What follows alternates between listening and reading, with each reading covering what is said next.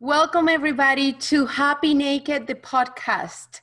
And this is Dee, the founder of Dee Health and Fitness and the author of the book, Happy Naked. I'm a personal trainer, energy worker, or healer, and also have a degree in computers. Who knows, right?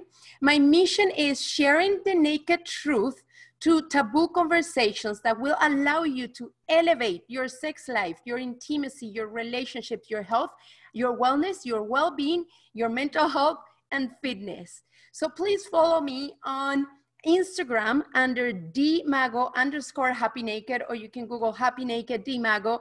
And also on Facebook, you can find my page under Happy Naked. And you can also share Dmago, D-E-E, Mago, and you will find me for sure. And that's how you're gonna find all the information as well on this podcast. So you can look at the page Dee Health and Fitness, where you can connect with all the information I have on relation to the podcast, or you can go to happynaked.online. So welcome. Thank you everybody for joining us today. And today we are going to talk about a real thing. You can call, depends on the situation.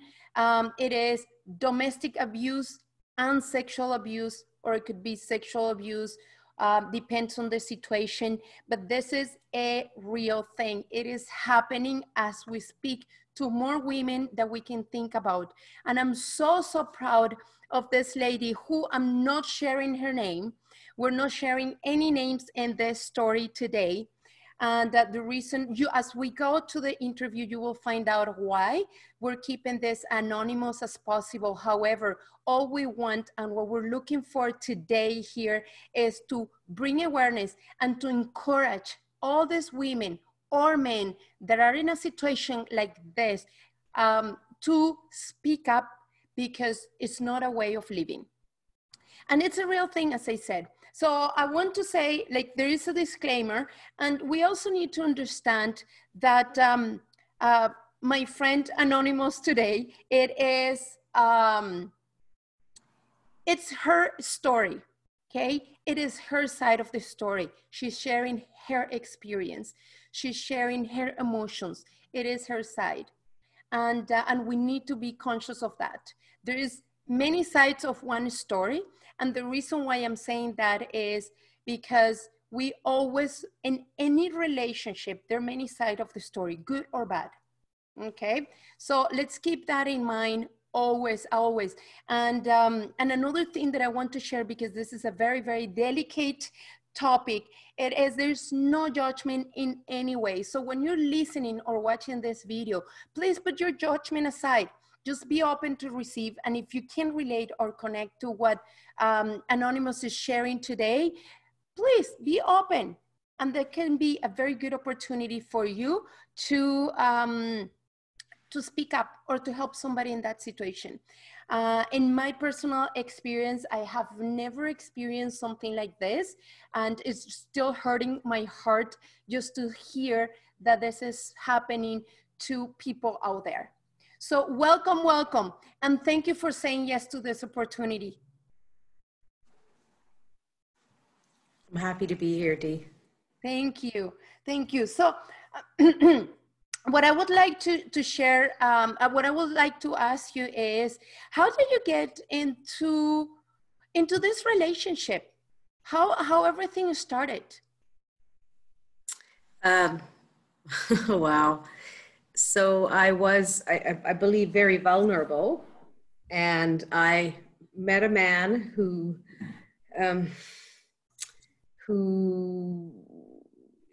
paid me attention, right? Who seemed to say all the right things, who wanted to spend time with me, who, with whom I spent a lot of time talking when we first met. We spent 2 solid weeks talking, and what I felt we were doing was getting to know each other. And what I see now that was happening was he was here on a visitor visa and looking for somebody to sponsor him for immigration, right? I see it now. This is almost 15 years later, but it was because I was lacking in self-confidence and was very, very vulnerable. So to have someone so much younger and so physically attractive and who told me all the things that I needed to hear. Wow. Wow. And you know, I'm listening to you and I wonder how many women are in that situation or have felt exactly how you felt. So when did you started experiencing or feeling that there was something off in this relationship? Because my understanding is that you got married, correct? That is correct. It was a very quick courtship. We met in early September and we were married before the end of March. Oh, okay. Very, very, very fast courtship. As things unfolded, I did discover that, excuse me, that his visitor visa had expired. But by then I was very much committed to a relationship and a life with him. And almost immediately there was some verbal abuse. Wow. But he comes from a place that is not as structured as we are here in Canada. And so I was trying really to build a life with him and understand his perspective. And I truly felt he was trying to understand mine. And so verbal abuse almost immediately. The sexual abuse began on our wedding night, actually. He did something to me that was completely unexpected and something that I don't like. And it just kind of escalated from there. The police were first called out less than 4 years into the marriage. Wow. Wow. And how long were you guys together? We met in 2005. Okay. I filed for divorce in very early 2020 after another abuse incident in November. And at that time I said to him, I can't do this anymore. You're going to kill me or hurt me or maim me, do some irreparable damage. And I'm done. So there was a choking incident in early November of 2019.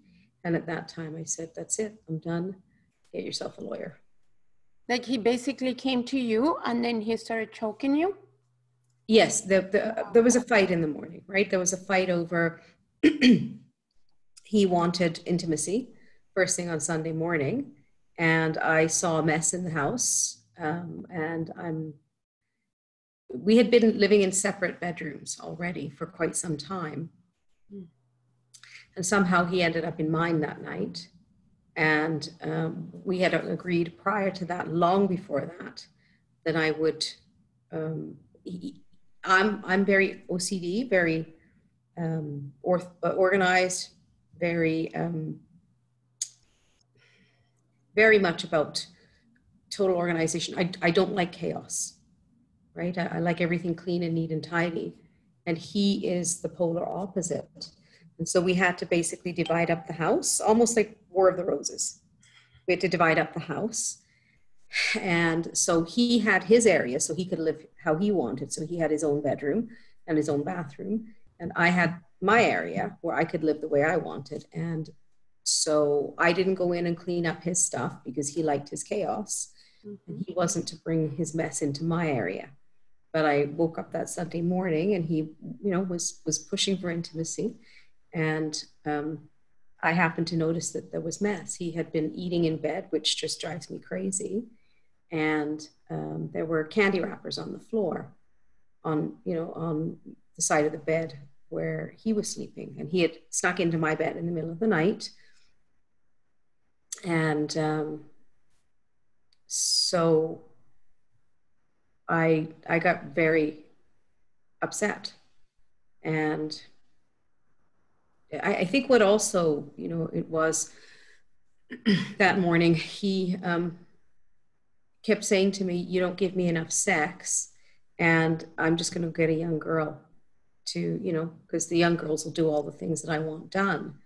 And we're in a committed marriage. And this was not the first time. I had heard this repeatedly for many, many, many, many years. But as a woman, it's very difficult for me to feel a desire to be intimate if I'm not connected emotionally.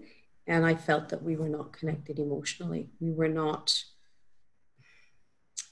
We just weren't connecting.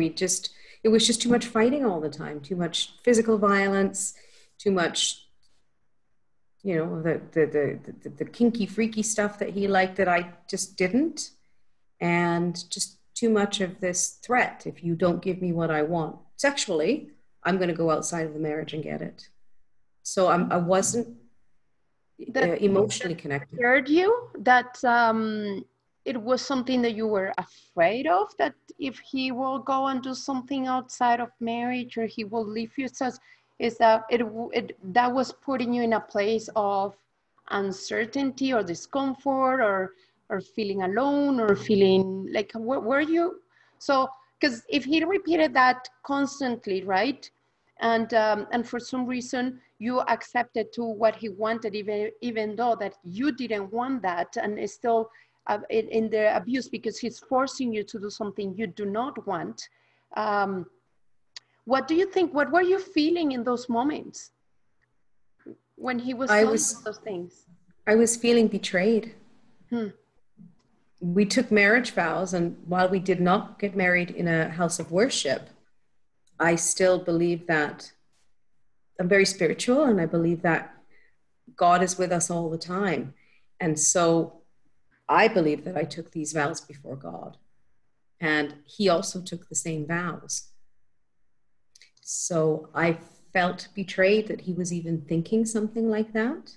And then to verbalize it and to threaten me with it, repeatedly over the marriage. And now that I have been away from him, I've been living in hiding for just about 6 months. Wow. And I'm starting to see much more clearly that he was already doing the things he was threatening to do. Wow. So he's not only talking, he's basically acting upon what he's saying. Yes. Yeah. Wow. So I've started to see it. He has admitted that he was, air quotes, quote unquote, talking to many other women for about the last year and a half or so. And, he would go out late at night, come home a couple hours later, didn't want to be questioned about, his comings and goings. Money was missing. And I think when you're in that situation, for me, when I was in the situation, I didn't want to believe it. So I didn't allow my mind to go there. And now that I'm away from him, I am starting to see it. I've been through some really very intensive therapy, and I am now starting to see what the reality more than likely was. So basically, you even have been telling yourself in some ways that it was okay, or as it was going to change. What were you telling yourself? Because we're looking at 15 years of being in a very destructive relationship. So where he comes from, they say, if you don't beat your wife, your woman, you don't love her. They say he threatened me constantly, almost from the beginning, that if I ever tried to leave him, he would hunt me down and effing kill me. And this was a constant in that marriage. Wow. And then he would tell me that he wanted children. There is a significant age difference. And we did talk about all of it when we first met, that one day he would want children. And he said no. And I said, yes, you will. And I know this. I myself am a parent. And I could never deny somebody the joy of parenthood. So when that happens, then all you have to do is come and say to me, it's time, you know, I want kids. And we split everything, we divorce, and then you go on your merry way. And I do too. And, but his, you know, philosophy was exactly this. You're my wife, and basically I own you. Wow. And so I will do as I please. So the last 2 or 3 years, he has been saying quite frequently that he's going to, you know, go find a woman to have, to, as he calls it, make 2 children with, and then bring them home for me to raise. And I said, no, that is not happening. You know, number one, I'm not agreeing to allow you to step outside of the marriage. So, and number two, which I think is probably the most important factor for me, is that a child should never be taken away from its mother. If the mother is fit and there are no concerns, there is no reason. It's very detrimental to the health of the child. And so there were a lot of struggles in the marriage, because Wow. I think he's very driven to, you know, having children. His siblings, his younger siblings, are all having children, and I think, you know, for him there's a lot of mental pressure. Yeah, yeah. Well, culturally speaking, in many countries, men supposed to have babies, right? Mm-hmm. And tons of them, no matter where they come from, one woman or many. And I even remember on that particular topic, when it comes to having that macho culture, I see that a lot in like Latin America. And I have seen a lot of information, and I have a lot of friends from India. So it is very, very strong in countries like that as well. And of course, all the, you know, a lot of the Middle East countries are very, very, you know, like they don't really treat women. And it's that mentality that I own you and you do whatever I want. And, but here's the difference. In, let's say, Middle East or even in Latin America, it is very hard. It is, even if there is a documentary about, is it Honduras? I think it's Honduras, okay? That today women have no rights. They constantly go to the police department to talk about sexual abuse. They're raped on streets, like, and they have no rights. And I'm talking about women of any age. It is heartbroken to see this in this time and age, okay? And what I gotta say is, in Canada and many other countries, that is not acceptable.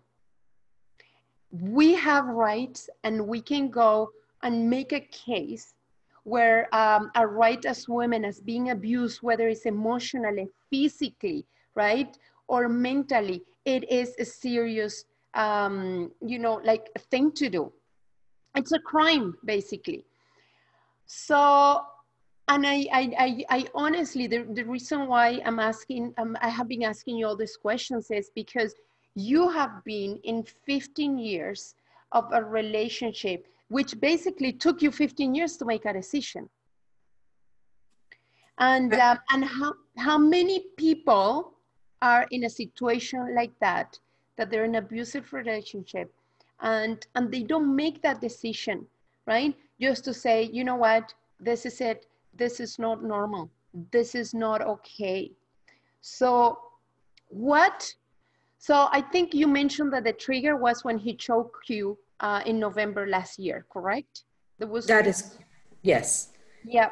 So, but for like before that, because at that point is when you made the decision. But before that, how many times were you thinking about that? Because this is not normally a thought that you have only once and then you take action. I have been thinking about it since very early in the marriage. So Wow. there was, excuse me, I'm so sorry, some very significant abuse in early February of 2010. And the police were called. Wow. And I did not call the police. Somebody called me just to say hi, just to talk, and noticed that I wasn't quite right. And I was crying, and I guess there was trembling in my voice. And they said, "Do you need the police? Are you okay? Do you need the police?" And I said, "Yes."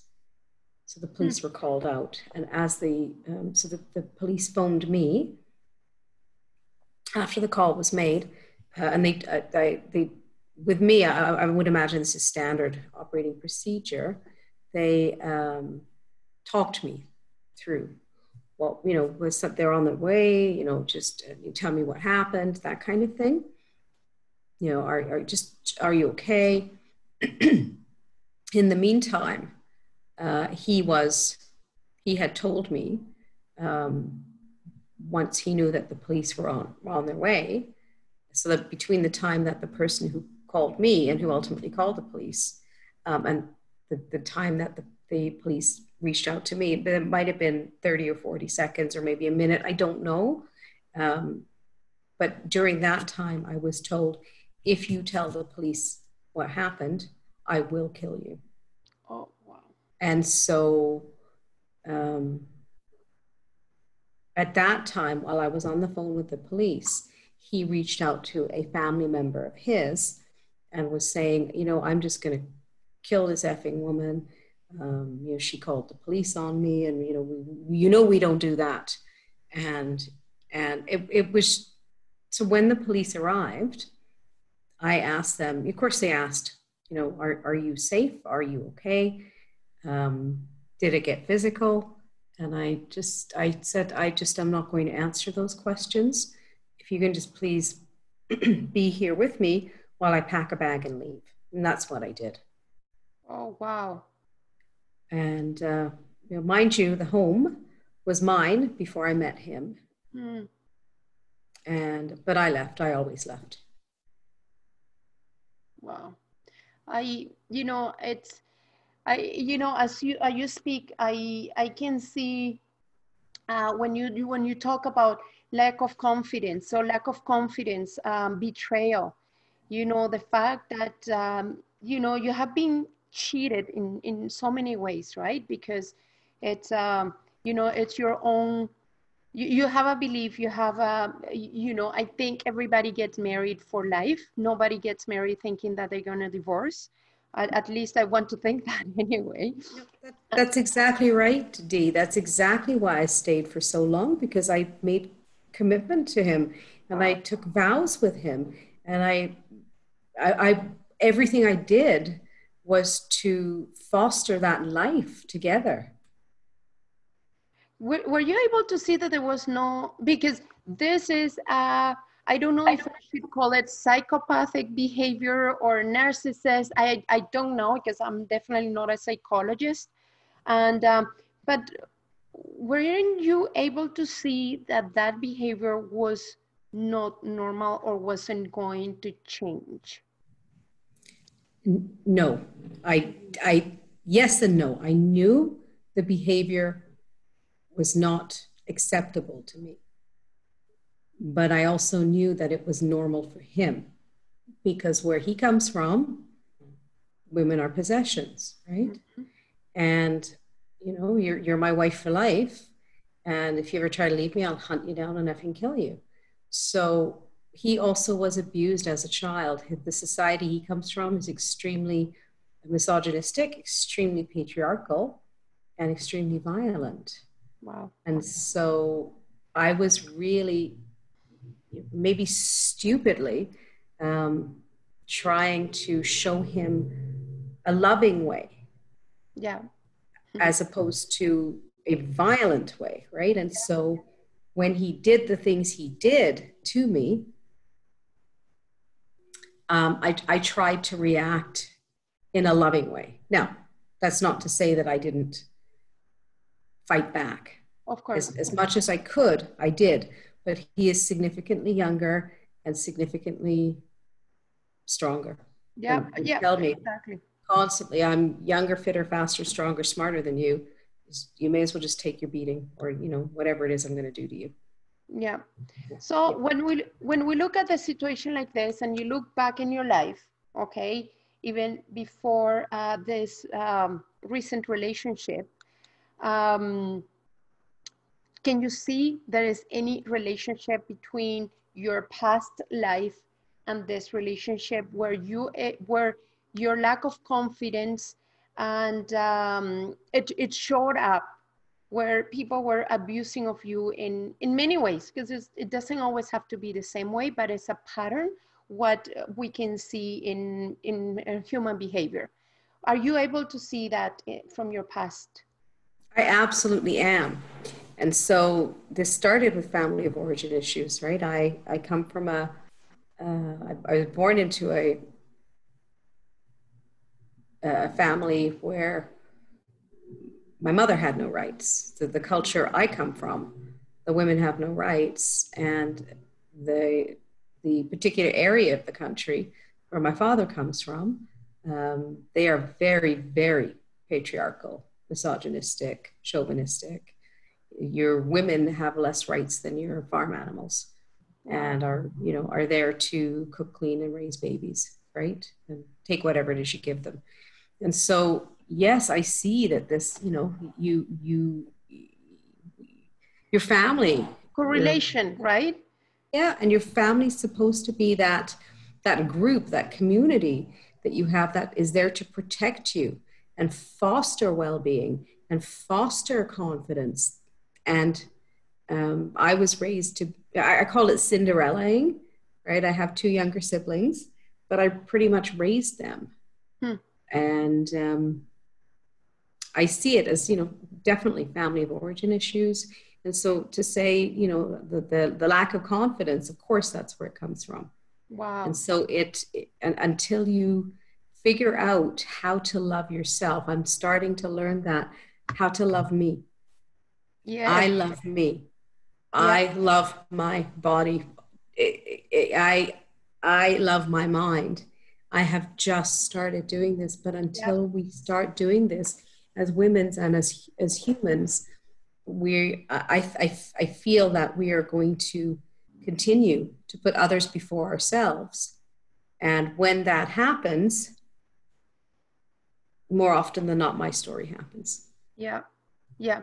So how do you think all this over the years, again, because this is a trigger after, having all the experiences in your life, because as you're telling us, it also coming back to your childhood, right? And how you was raised, how your dad was treating your mom. And the fact that you said that my mom has no right, it is it really, it's just heartbreaking, because let's say, whatever age your mom has, whether it's 60, 70, or 80, we're still in a generation that she should know better in a way, because it's a new era. That's how I want to think anyway, right? But it's really Mhm. happening everywhere. And it is something that I wonder, how do you feel or notice or see all this different event in your life until the one that you just is a trigger, it has affected your health? Mental health has been a struggle, right? A lot of depression, a lot of PTSD. And I have sought help for that. Um, Physically, of course, it affects you, right? Because the negativity stays within the cells in your body. And so I am now working to love myself and reverse the effects of this. Yeah. And I live a very positive life now, in spite of the fact that I will more than likely have to face him again in a courtroom, in a civil courtroom. I'm sorry, in a criminal courtroom, because he may be charged on Monday with sexual abuse. Yeah. And which means that I'm going to have to deal with it again in a courtroom with somebody, his criminal defense lawyer coming at me to erode my credibility. Yeah. So I have to build internal strength. And my firm belief, Dee, is that the truth is the truth is the truth is the truth. And it doesn't change. Yes. So I'm mentally preparing myself for that, but I am living a very positive life, because like attracts like. And if you remain negative, just negativity will continue to come. And if you would attract, if you become positive in spite of what has happened to you, understanding that what has happened to you was not your fault, but yet there is light at the end of the tunnel, and it's not an oncoming freight train. It is pure joy, bliss, relief, and the ability to self-actualize. And so I'm learning how to remain positive. And I now call myself the Energizer Bunny of positive emotions. I will not let this experience take away the experience that I'm moving toward. Yes. Yeah. Yeah. No, definitely. And you know what? I want to mention that the interesting thing about this particular situation, it is, I don't remember exactly how I met you. I think it was last year or the year before.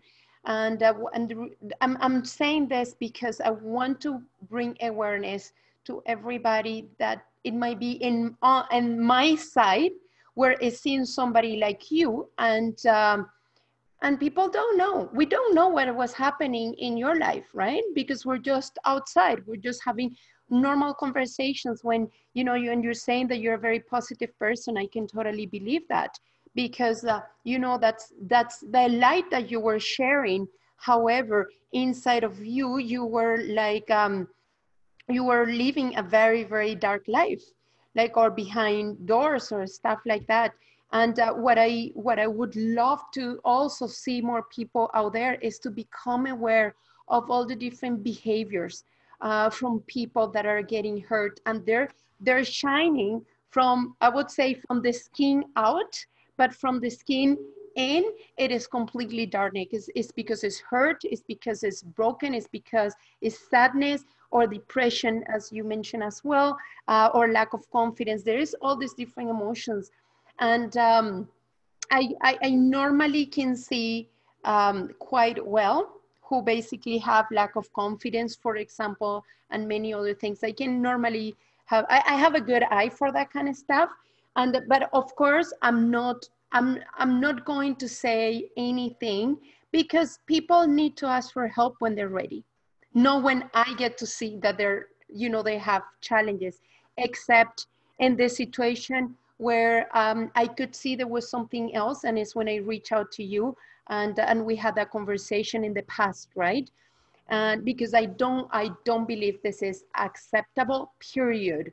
And I'm very determined when it comes to that. And I know there's some people like me that can see somebody like you in a situation, and if I have to do something, I will do it. But that's me. If I see that you're getting hurt and you're in a relationship like the one that you were, I will be the one doing something. And even if I see that you were in a situation like that and you wouldn't take action, I would take action on your behalf. And I don't remember if I mentioned that to you when we talked, but anyway, but that's me. That's me, because I don't think, I personally believe that we all have rights. in countries like the one that we are, we have more rights than a lot of women want to think. And that's why they get stuck in that situation. There's protection. You know, the law, it's in our favor. And I understand, because it's a whole psychological game that these guys do. It's just insane, right? So it is very, very hard. And I want to also recognize, you know, your courage, because it's not necessarily about how long it took you to be where you are today. It is that you finally made the decision to say, this is it. This is not acceptable and this is not right, whatever it happened. And the good thing is that you're coming out alive. And that's really, really key. So I would like to ask you 2 more questions before we're closing. And so what do you think is out of this particular experience, okay? What do you think is the biggest learning so far that you have? Just as you say, Dee, it is not acceptable. It is not acceptable for one human being to abuse, cajole, manipulate, intimidate, to do any of those things to another. It is not acceptable, particularly in what is supposed to be a blissful and loving union. So I think that is my biggest message, is that it is not acceptable. Yeah. Regardless of which way it is happening. One partner is no more important in the relationship than the other partner. You're 2 equal parts of a whole. Yeah. And bliss, I think, is achieved when there is that respect and understanding of the nature of that union. And when generally where one partner is strong, the other is weak in those areas, and vice versa. And so you completely complement one another. Yeah. Yeah, no. And you know what, you make me think about, there were 2 situations, because I think we all face that situation in many ways. And I want to share something before I ask you the next question. Is in my experience, the first time I had this guy, he grabbed me, he's same thing, bigger than me, taller than me, and all that stuff. And he grabbed me for my neck, he pushed me against the wall, and then all I said was, release me now. And I think he realized what he was doing, because he knows that I was going to take action against him. So that was the first time. And the second time, it was, we were in the car. We were having a very, very nasty argument. And the next thing he says is, he goes very, at that point, I have a very, very small car. So he just have to move a little bit and he will be like right on my face. And what he does is he's moving all, and then he's like, I have him super close to my face. And he said, I'm going to kill you. I said, go ahead and do it now. But you know what your future is going to be.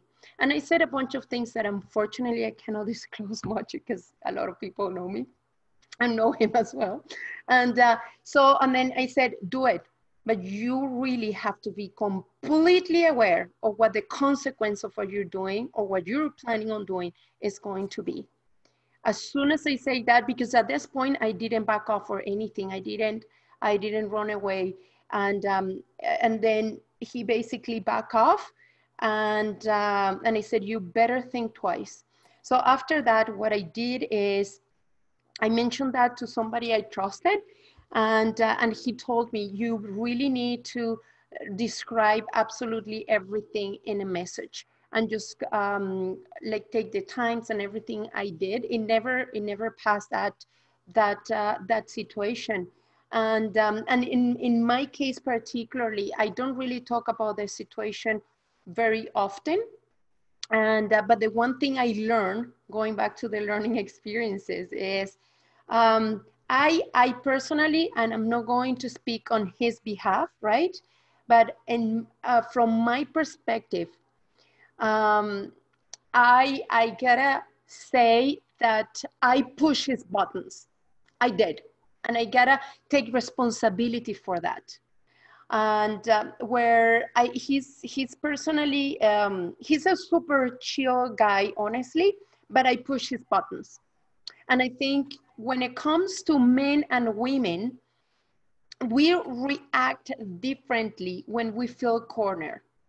Meaning, when the guy feels cornered, in my example, my personal experience, I push this guy so hard that I corner, and the only thing that he knew, or his animal, like primitive reaction, was to grab me through, you know, over my neck, and then just kind of attempt to choke me. And so that was one, and I can tell it is, in my experience, I know I could have managed that situation better to avoid getting to that. And women, on the other end, I find that when we are cornered, then we are in that situation of pressure. We don't act violent, oh my God, with violence. So we don't act with violence. We have the tendency to yell, to scream, to cry. You know, we like a swear, whatever comes through your mouth, that is our way of reaction. And I have seen this happening as a pattern with a lot of people. And I think when we're in a situation like it's so primitive where we're arguing, it's when our most, you know, like basic reaction takes place. And by the way, I'm not justifying any guy's action at all. But what I want to, like, what I'm saying is, it's primitive. That's a very primitive reaction. Just go and punch, or go and hit, or go and do something. And for me, again, it was like, what could I have done to avoid that situation? So I wouldn't take it that far. And if I knew that, then just kind of fix it before, or do something. So here's the thing, I wasn't mature enough to have that thought, and I didn't have the emotional intelligence I have developed in the recent years either. So was that a learning experience? Totally. What I learned from that is, am I going to push any guy's buttons? I learned no, because when it comes to physical, I have a lot to lose, honestly, because you even mentioned it, right? Like, you know, he's stronger, he's, you know, all these different things, just physically, not even talking about the mental part, or the strategy, and how this kind of people like you're describing have, because these guys are, I don't really know how to say it, but you know, there are some big issues in individuals like that. Unfortunately, the world is have tons of those. So that's you know, and I'm also sharing this is because the idea is to make people understand and become aware that it happens more often than we think. And we need to speak up, and we need to do whatever it takes to take care of ourselves. And you mentioned amazing things, such as, you know, loving myself, loving my body. It is key. I know it's not an overnight thought or behavior, but just the fact that you're started to understand and getting in tune with that, it is a huge step forward. The fact that you decided to speak up, it's a huge step forward, right? All those things are incredible, powerful, and I want you to know that I totally appreciate, and you are aware that I'm here to support you in any way possible. But definitely it is huge. So my last question, what do you think you would do differently in your next relationship? Wow. I think as women, we have a tendency to be nurturers, right? Mm-hmm. So we tend to take care of others and our gas tank gets empty, and then we don't have the energy to take care of ourselves. I think I'm going to reverse that, because I am just as important as the people I'm taking care of. Yes, yes, yes, yes.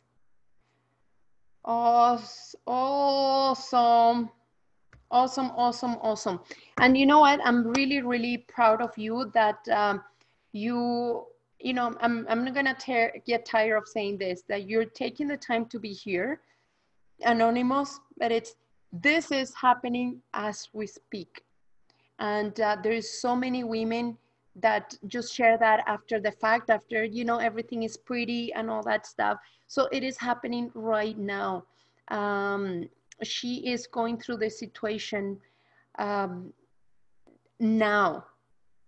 So let's start. If anybody that is listening to this or is watching this, please make sure that, you know, you take the courage. It might be hard, or you know, take the courage to do this. So what would you be your advice from being in a situation like this for anyone that is going through something similar? Seek help. There's plenty of it. Don't devalue yourself because the individual that you're with has done enough devaluing. Remember, I love me. I am worthy. God loves me. Remember these things because you have value. And D, I have value and I am worthy. Yeah, I would like, so in there is a meditation, and I just found the words, and I would like to close this interview with those words. I just found them. So, and it's pretty much aligned with what you're saying. But before that, I want to remind everyone that, you know, follow me on Instagram, follow me on social media. So you can find me on Instagram, you can find me on Facebook. Please look at my website. And I also have a gift for you. If you go to my page, thehealthandfitness.com/resources, you will be able to download this journal, this tracking journal, which is amazing for your health and fitness journey. That is going to help you. It's going to start allowing you to reconnect with all your senses. And that's one of the biggest thing that we're missing out. We're forgetting that in life, we want to experience every single thing, from, you know, what you're able to see, what you're able to smell, how it tastes like, how it feels like, all those different things. And this is an awesome journal I created to share with all of you, so then you can track all these different experiences in relation to food or fitness or sleep, anything, you name it. So it is amazing. So just go download that. And before we go, I want to say also thank you very much to my anonymous friend today for sharing this amazing story of, you know, unfortunate events that I'm sure it can encourage a lot of people out there that are in a situation like this. So please, as she says, seek help. You have value, and remember, that you are, you know, you have value. So closing this, I want to say, talk about this Ho'oponopono meditation, and you can Google it. And the sentence that is key for this meditation is, I forgive you. I'm sorry. Thank you. I love you. I'm getting goosebumps as I'm saying this. So I'm going to say this again 2 more times. I forgive you. I'm sorry. Thank you. I love you. I forgive you. I'm sorry. Thank you. I love you. And thank you very much for being in this episode today, sharing some very delicate information and story to you. So take the courage, speak up, seek help. You have value. You're worth it. Bye-bye, and thank you for listening to Happy Naked, the podcast. I'm Dee Mago, the founder of Dee Health and Fitness and the author of the book Happy Naked. Have a wonderful day. Bye-bye.